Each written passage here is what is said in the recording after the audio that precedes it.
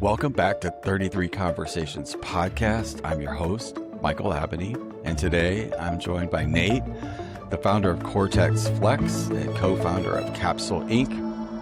Nate, welcome to the podcast. How are you doing today? Thank you. I'm great. I'm really excited for this conversation. Me too. When we first met, I watched your TED Talk right before. It's probably a mistake, but I should give myself a little bit of space because it really hit me in a way that I did not expect.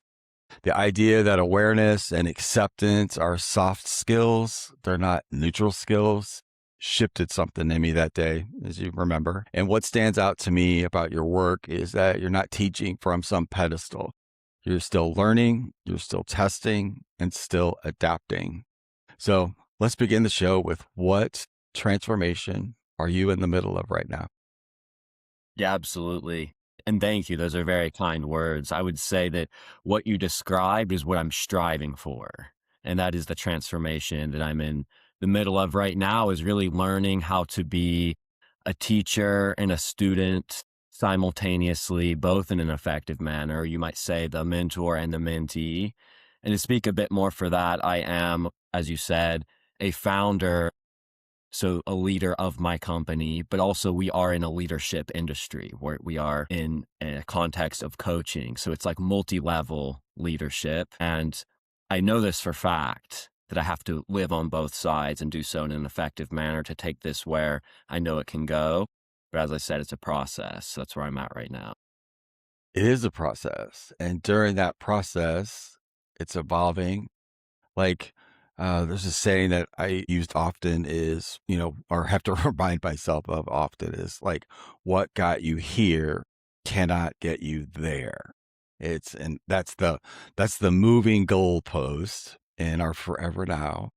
But in that space, what have you noticed that shifting or refining for you or falling away from you as you keep daily moving in that direction of mastering this edge?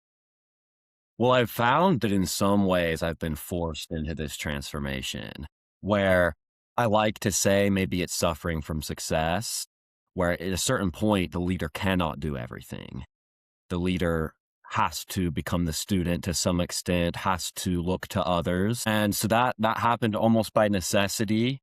And as it's happened, there's been, of course, a ton of friction. Anytime there's change going on, your brain, your nervous system really is basically screaming at you like, no, stay where it's safe, stay where your habits are, stay where you're used to being. So it hasn't been easy, but what I've noticed has been very positive as this transition has taken place, which is that I feel that I've lost some amount of what might be called in a psychological context of self-monitoring, where it's like I'm becoming more of my authentic self because I don't have to wear that hat of being the leader, of being the teacher at all times. I'm able to offer what I have in each given context, truly from the standpoint of who I am. And sometimes, yes, that's the take charge person, but sometimes it isn't. And I feel that I've only recently learned to do that, basically to fall into that other role or that other collection of roles when it's in the best interest of the company or whatever context I might be in as an individual. You reminded me of something that I talked to, I don't even remember what podcast it was. It's irrelevant right now, but it was just this where the person that I was talking with, having the conversation with, was remember that there's a third one, you. Right. Because Very true. we split that. And it's like, wow, we get caught up in these, and we're supposed to, there's nothing wrong, but just having the awareness that that authentic you is in the mix too. Really, Absolutely. yeah. And There's that, just something, I'm yeah. the nerd with the brain poster on my wall, so I can say that. But neuroscience would tell us that lack of authenticity is quite expensive for the brain because basically there's so amount of friction created by working against the natural set of circuit activity that would be there if we were fully ourselves. And you notice this. I can't say I'm fully at the end of this journey yet or anywhere close to that, Me neither. but you notice as you travel, you're like, wow, it's like things in life are easier now. And it's an amazing feeling because especially in the realms that I stand in, there's so many we would call ourselves, and I say ourselves because I'm one of these people, biohackers and things like that, like trying to learn how to become more efficient physiologically. And often the solution is this that you've described is right in front of us. You're forgetting yourself, quite literally, you're Yes. being that and embodying. Yeah. It's crazy. Like I never planned how podcast people, I don't plan the schedule. I let the people schedule whatever works for them. But I've had two neurosciences on today. So it's like this field of like seems to be this thread. And It all runs before right. would have thought that this is, stuffy or that, had some sort of conceptual thing of it. But what I found is like your take on it and her take on it is bringing just this enormous like fun to it and exploration, observer. And I'm just seeing the commonality of it because that was the thing that moved me so much about your TEDx, which you make sure there was always a link. Whoever's listening to this will be wherever you're listening to it at, you'll find it and definitely watch it. It's really freaking amazing. But it was just this take on being the teacher and learning at the same, like the balance between that, because the old world would say you spend all your time becoming blah, blah, blah, and you're this and you're this role and you're identified in it. And that's the end of the story. And, I'm at an age where like, if I didn't keep learning, I'd lose my vigor for life. And you were literally talking about that. So where did that come from? Why do you believe that teachers still actively need to be learning too? Like where did that come from? Where did it come from for you? There are a variety of angles I could take here, but I think the most salient right now that I've been living these last few weeks and months is realizing where the limits are from my original approach. I always had this idea that you have to lead through love. Basically, you have to show people that they can depend on you and that they can be guided by you toward whatever they might be shooting for, whether that be adding into the collective goal or perhaps for their individual goal in the context of an athlete, which is, of course, who we work with in Cortex Flex. And that's all important. You have to relay those messages. They do have to see that from you as a leader. I believe that strongly. But what I've seen is that's only one half of it. They cannot just depend on you. They cannot just trust you.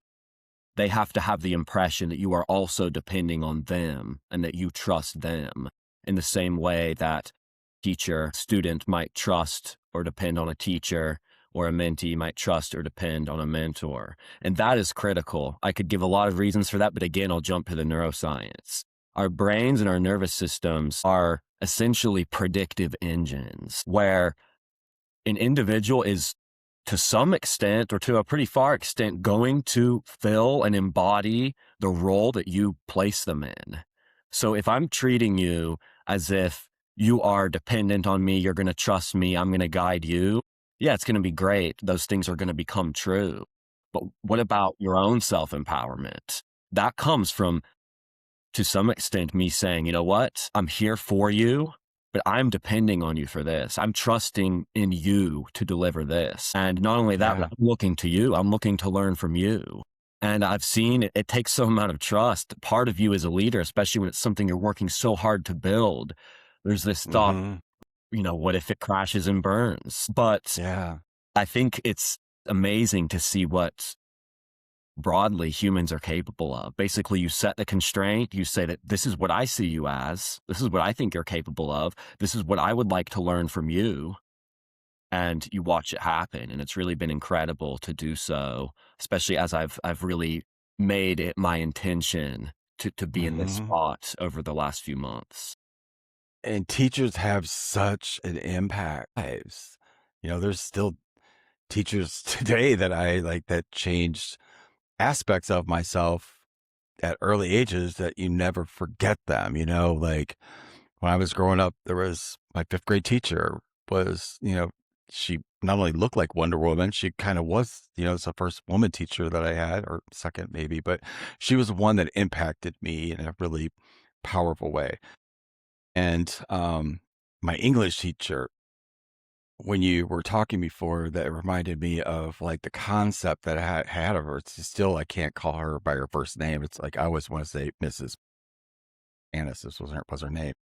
But later on in life, I got a chance to go to lunch with her.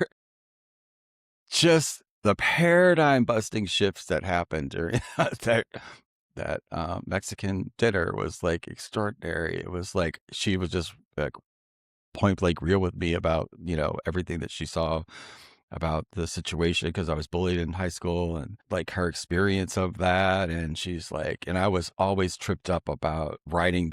I didn't want to mess it up, and she's like, you were fine. She goes, I was blown away that you could just still keep standing, and keep showing up.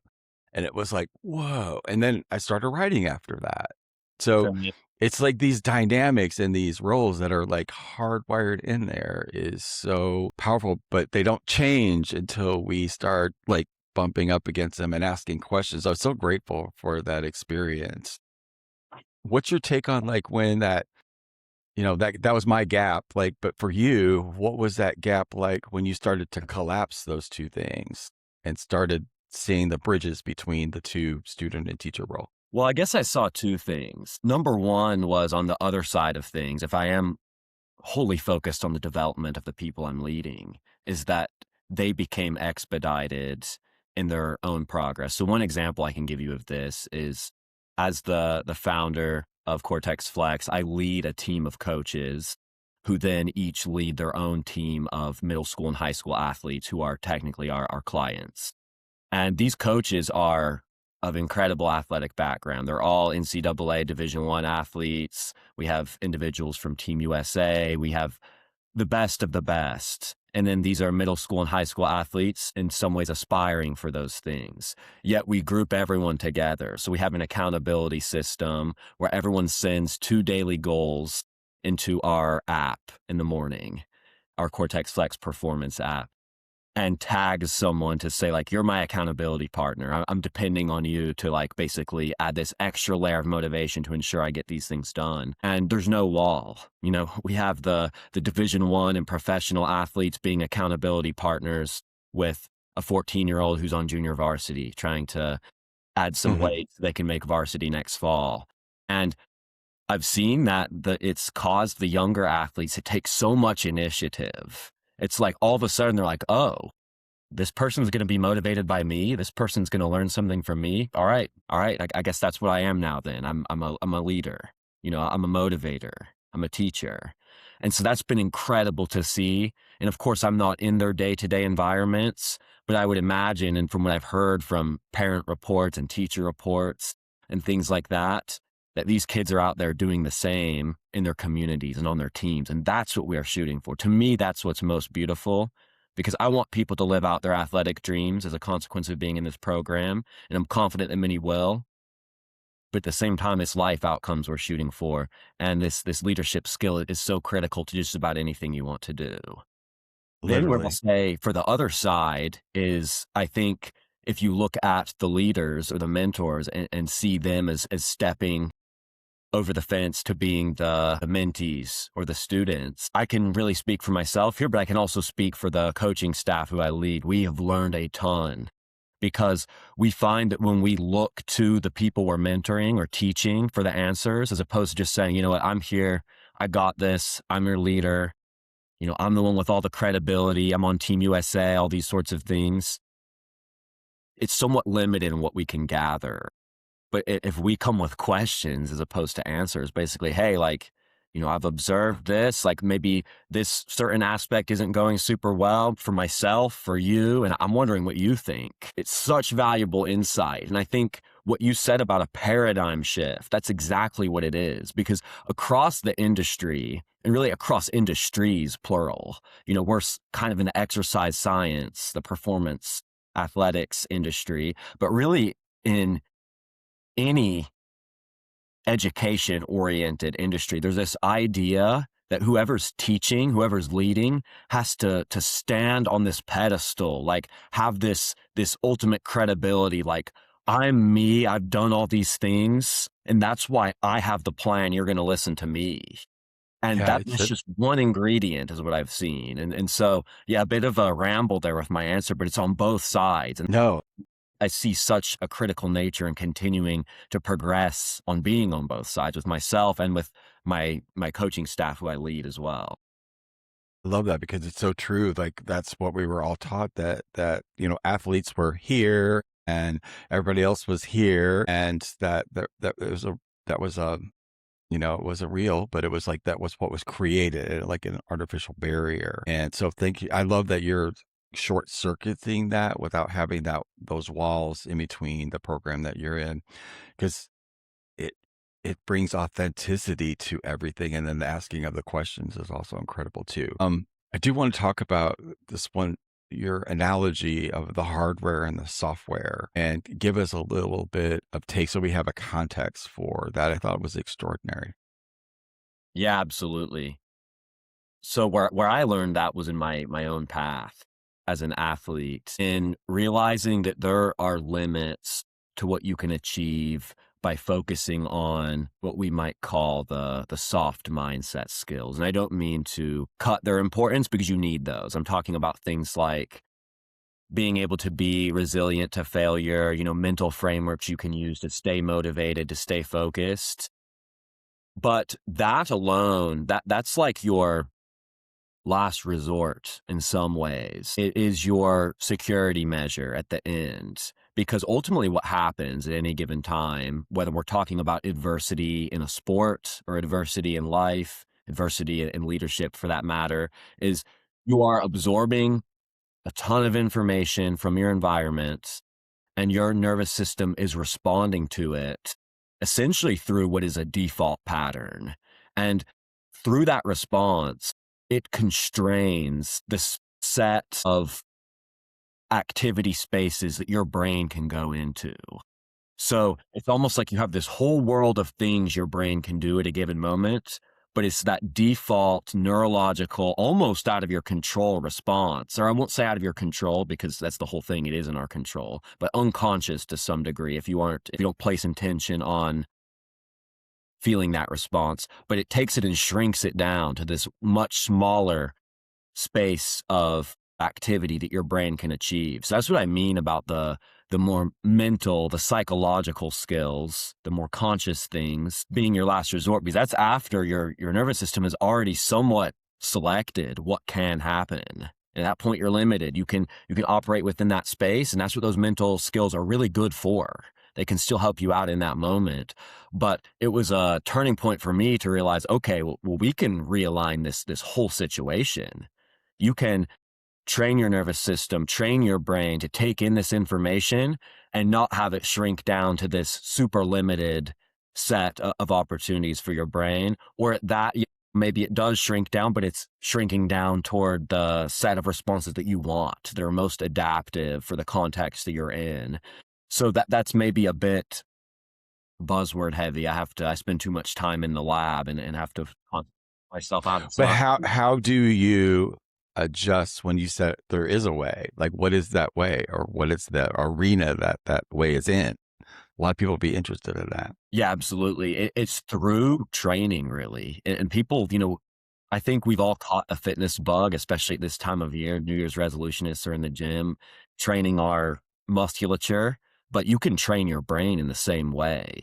It involves setting a constraint that your physiology must meet in order to be successful in the task. And then that pattern becomes ingrained. So similar to in the lifting gym, the constraint might be you have to move this heavy weight. Move this heavy weight a bunch of times, your brain's going to prompt change such that you're equipped to do so in the future. That change being, you have increased muscle mass. But it's the same for the brain. So you Okay. can you can put yourself deliberately in a context of adversity. And this can be a lot of different contexts. For example, we use physical adversity a lot in our program. So it's like an isometric hold, such as like a wall sit, or an isometric, you're in a static lunge position where there's all this signaling coming up from your body to your brain, basically screaming at you to stop. So that's a source of adversity. Or, maybe someone's like, all right, be quiet, like this meathead, like I'm not going to the gym right now, fine. Another source of adversity you can implement is emotional adversity. You can deliberately put yourself in context where you have to confront things that hold you back from an emotional standpoint, or things that are emotionally distressing to you, through visualization or reflection and modalities like that. But it doesn't stop there. You don't just put yourself in the adversity. It must be coupled to a task, or again, I say a constraint that forces you to maintain precision, such that your physiology cannot spiral. Your breathing rate cannot get super high. You can't start to become jittery due to the fact that you must succeed in this task. So an example, again, of what that looks like to get very tangible for people is you have the adversity, and this can be a variety of things. I gave the physical example, I gave the emotional example. And then at the same time, you have a performance task that you have to succeed on. And it can be something incredibly simple. It's things that appear almost silly at the surface. Like, we have our athletes in our program doing mental math and memory games, for example, while they're in these isometric hold positions. It doesn't really matter what the task is. It forces the mind and the nervous Oh, I system love to this. maintain precision while there's these signals screaming at you, these adversity signals. And this can be carried into a lot of different contexts. I'm talking about it in a more athletic performance sort of way, because we prepare our athletes for on the field adversity, but you can prepare yourself for public speaking or whatever it is that might cause Well, anxiety in like, your life in a similar manner. like ice bath. Have you ever done an ice bath? I love, I love, That's the same. Like when you were talking, I was like, that's what I had to do when I was in the ice bath. Because if I wasn't focusing on solely on my breathing, I would have not made it. But like I did make it. But I was just, doing that breath thing. right. I, I just did it to do it to challenge myself. But now that you're saying this, that makes me want to continue to do that. I'd Whereas love it to was hear it. like, I have to pick at the ice bath thing because, this is all the rage right now, and it can be very good. But again, we cannot allow our physiology to spiral. And for most of us, that will happen. We'll get in a freezing shower and an ice bath, and it's like your muscles get really tight. Your breathing rate changes, your mind basically panics. So there must be a constraint to make sure that's not the case. And it does demand some amount of creativity. I'm still working on this to develop things that are accessible to the masses, but it's anything that forces you to maintain precision. So it quite literally could be mental math or something like that, some phone game that demands that you keep your physiology intact in order to succeed. And what it does is it is hardwiring new patterns into your nervous system, where the way we are wired more by nature is that when we encounter this adversity, there's this inhibitory effect to neural systems that grant precision of response. But if we continuously couple them in terms of these stimuli coming in at the same time, meaning the adversity and these precision networks are active while the adversity is present, well, most of us have heard that saying, neurons that fire together wire they're together. wired together. So we Yeah. rewire this new default pattern that actually then, when you step into an adverse context, it actually activates your precision circuits instead of inhibiting them. And we all know people like that, right? Like, we know the athlete who's Yeah. like, how does this person stay so calm under pressure? Or public speakers and things like that. There are a lot of reasons. You could look back at what they experienced in their childhood and whatnot that may have allowed them to develop in that manner. But what I'm saying is this is not up for chance. This is not something that's just genetic. We can control this. We just have to put ourselves in front of the proper stimuli to develop these Yeah. defaults. And that's why I'm so passionate about it, because I see this, that again, it's this idea that adversity causes things to come constrained in terms of what we can do, and that does not have to be the case. We decide. It just takes intention on preparing ourselves in advance in order to tailor our patterns in a way that can be adaptive for us for what we want to achieve. Is this where vulnerability or willingness to be vulnerable comes into play? Like, because you're at, like, that's like it's just going outside of our comfort zone, which for reason, good or bad, that's where most people love to stay. So, or I Yes. think that's the main goal of life. Right. But even with the podcast, like when I first started it, I wanted to do it, but then I started doing it. We started doing them live, and I never had a problem with that. But when I went like this was a huge shift for me. Interesting. Yeah, huge. I almost didn't continue it with like, season 6. I almost didn't, but I did.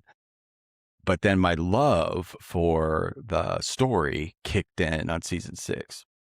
And then season 7, I'm meeting people like you, and my imposter syndrome will kick in, like, why are these people talking to me? But what it did was it like made me want to be better. It made me want to get to that level where I wasn't thinking about it or had a constraint about it, about looking stupid or silly or whatever. But what it did was it made me see the whole thing, create the context for exactly how I do it. And then that process then allowed me just to be me, that I could come in and do whatever I needed to do and have these amazing conversations. And I know they're working because I'm now getting feedback that says X. Amazing. So I think it's on the same lines that I'm just trying. Every time you talk, I relate that to an aspect of my life that I never noticed before. So thank you for that. It's just, I Absolutely. love I agree. anything Very that's start, parallel. yeah, seeing that parallel. So as you're working with these guys, what gap are you trying to bridge with the capsule? Like, help me see the spaces between the foundations that you're connected, because I know that they're connected on some level. Absolutely. Yeah, it was from seeing the limits of what I could achieve with Cortex Flex. So, a bit more on what that is for anyone listening. We bring neuroscience to youth and teen athletics as a means to develop superior athletic abilities, but also elite life outcomes. So, we prepare people for sport, we prepare people for life through neuroscience. Of course, in building this and in getting this insight, this opportunity to train in our program under this amazing staff of coaches who I'd recruited out there. There were so many conversations that take place, like I guess indirect sales, you can say, not really selling it, but just getting out and telling people. And often that was with decision makers for youth. So parents, teachers, coaches of athletic teams, school administrators. And the whole time I had this idea that basically there's these insights in neuroscience that we must bring to the youth. I had spent a couple months, almost a year, working in research at Harvard in neuroscience. And that was my takeaway, was almost, I do love research. I don't mean to hate on my own path, but almost like I'm more motivated to take this and carry it elsewhere. Yeah. And so back to answering the question a bit more directly, I had this thought like we need to bring this to youth. But then in these conversations and talking to decision makers, I realized that they also felt like they were in the dark.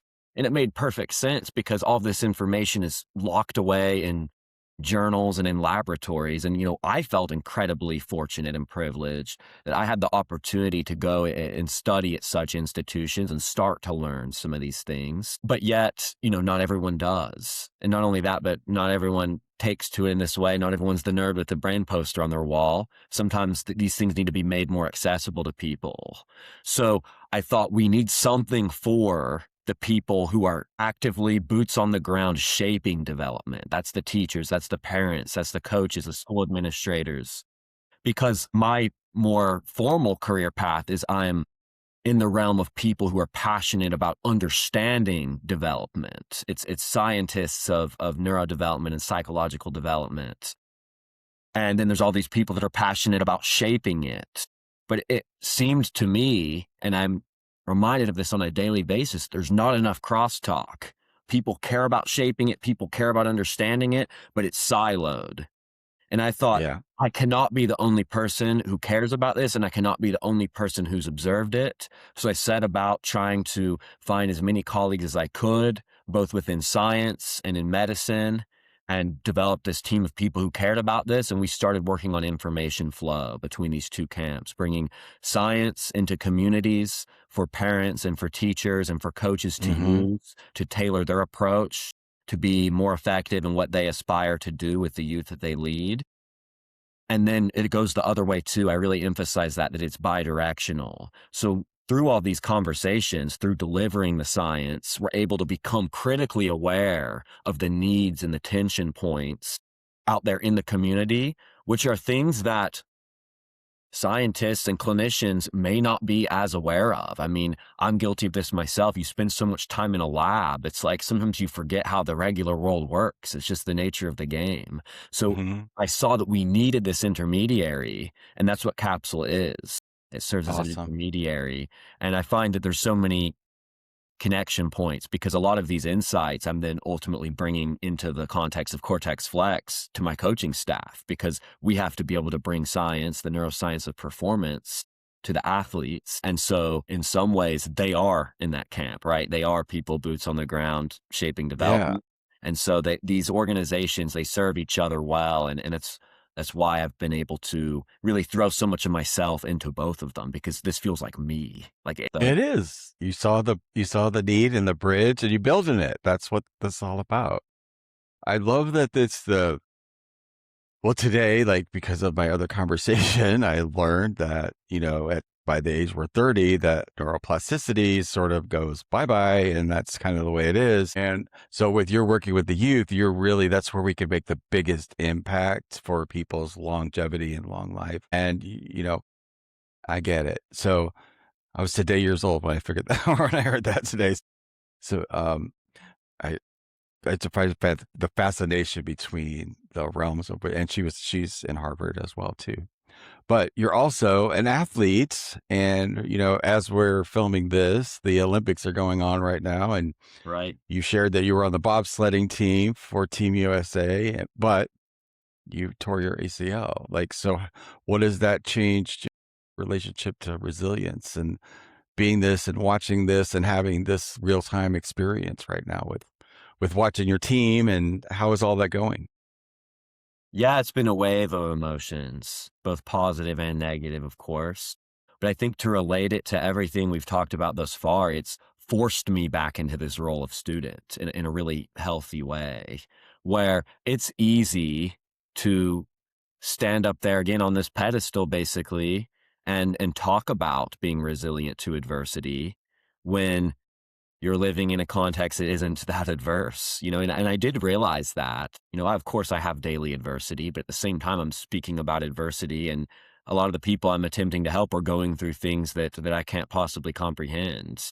And even now that remains the case, but yet this was an event that rocked my world. I had my sights set on the 2026 games and this came out of nowhere as injuries do, and it forced me to become a learner of everything I was preaching.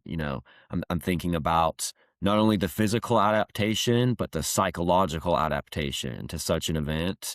And I've been living it. I'm 3 months post surgery at this point. And as you said, watching the Olympic year unfold on the sidelines, thinking about my future as a bobsled athlete and all of these things. And it's allowed me to step back into the spot of being what I would say in the lab for these things. Like I'm actively testing, I'm experimenting, I'm learning, and that just sharpens my perspective and what I can bring to the athletes who I work with and the coaches who I work with who then lead athletes.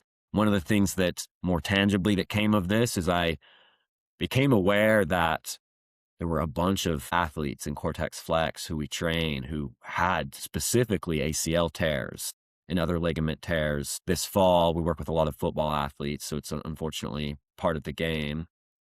And so I started a club, uh, Cortex ACL Club, Cortex ACL Rehab Club, and it's been amazing for a variety of reasons. There's the learning element, but Hmm. then outside of, again, we talked about soft versus hard skills in terms of neurological and psychological training. I think there's a lot of neural prediction going on. There's a lot of modeling, whether it's conscious or not, where it's like, okay, well, here's this guy, he was talking about the Olympics and now all of a sudden he's at home training in his garage and he can barely walk. Yet he's motivated. He's showing up full of fire. He's excited about the future. He's doing all these things, and it sets it's almost what I would call expectancy engineering for everyone else, where it's like, all right, well, that's what it looks like. Yeah. That's where I'm headed as well. And so it's been an amazing process. I can't say it's all positive, but sometimes it is these more negative things that like force adaptation. It's yet another constraint. It's what makes the battery work. It needs both. It needs both. Very much agreed. I appreciate that. Do you have a sense of like who you're becoming out of this? Ooh, I love the question. I would say I'm becoming someone who can be depended on tremendously for a variety of things. Basically, if someone is looking for support, guidance en route to their goals in many different domains, I'd like to say becoming a person who they can lean on. But at the same time, I'm becoming a person who can maximally lean on those around me as well in the process. And There's I the think mirror. that's beautiful, and it's far from complete, but that's where I'm headed. I love that. It's beautiful because you have to have both. It's connected. Very agreed. Yeah. Essential. So are you ready for your closing question? I'm ready for it. Okay. For somebody listening who feels stuck in their own personal growth or development, but feels overwhelmed by all of the information, the noise that's out there, they really can't hear their signal. Where should they begin? Another excellent question. I think it's something I could talk on forever. But since you asked for a starting point, my answer is to ignore the information. It's not really about learning, at least not directly. Like, I feel like someone could listen to this and be like, yeah, well, this guy, like, he understands the brain and all these things. One thing I'd say is I don't. I'm still learning. I'm far from there. But at the same time, it's not about that. Again, not directly, at least. It's about selecting environments. You put yourself in environments and the learning happens on autopilot. So what I mean by that very directly is Yeah. step into environments of being the leader and of being the student as well. That can happen tomorrow. It doesn't need to be anything substantial. You don't need to Yeah. go found something. Look around you about who might be looking for guidance. For that, it's everybody, and step into that role for them. And then at the same time, think about where you might want guidance or you might be seeking learning and become a student in those categories. And it does, just like anything else, it takes discipline. But that's why the environment is so critical, because if you put yourself in these arenas, again, it's a constraint. It demands that it be the case. It demands that you adapt to being leader and student. Yeah. So that's my advice, is select the environments. And I think we can all do that effective immediately. Effective immediately. That'd be a great title for this one. I love it. Love it. Thank you so much for reminding us that growth, it really is not about having it all figured out at all. It's just about staying in the work and staying in the game. So I appreciate you sharing your story with us today. For sure. Thank you for the invite. I loved being here. It's amazing. Absolutely love it. 33 conversations actually exist to explore the humans behind the mission, the nervous systems behind the mindsets, and regulated, aware, connected. That's where real change begins. So consider taking some time today to add a little nervous system regulation to your daily routine, explore your body, what it's asking for, and make it a reality. Not tomorrow, today. Thank you guys for watching and listening. I so appreciate you and can't wait to see you on the next one. But bye for now. See you guys.